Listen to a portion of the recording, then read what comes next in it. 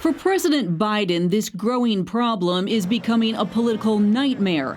Last year's record crossings have resulted in migrants being bused to crowded cities, earning him the wrath of Democratic governors and mayors. For GOP presidential candidates, it's potentially a winner. Polling shows Republicans leading on the immigration issue and former President Trump gaining some ground among Latino voters. In recent weeks, however, Trump's words on immigrants have taken an extreme turn. They're poisoning the blood of our country. That's what they've done. Some church leaders are pushing back, like former Trump faith advisor Sam Rodriguez. That rhetoric does not in any way, form, or shape activate the Hispanic electorate, which is naturally conservative.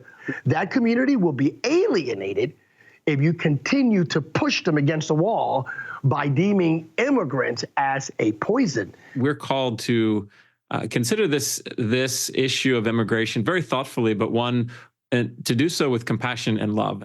Mile Green, the president of World Relief, calls that kind of talk unbiblical.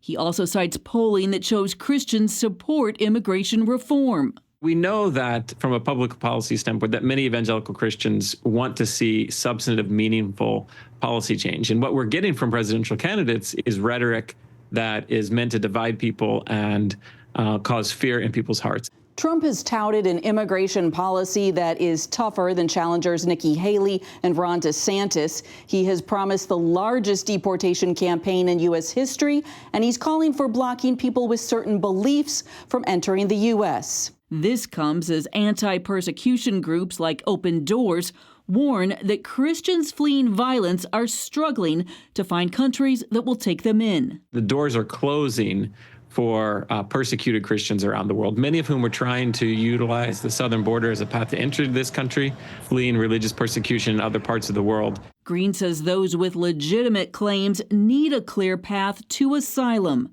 Meanwhile, evangelist Franklin Graham is putting a spiritual priority on the border, planning a 10-city tour this spring. Rodriguez says he is hoping for a presidential campaign that acknowledges the need for border security and reform and includes the vital role of immigrants. Immigrants are a blessing to America. Without immigration, we would not have America. Heather Sells, CBN News.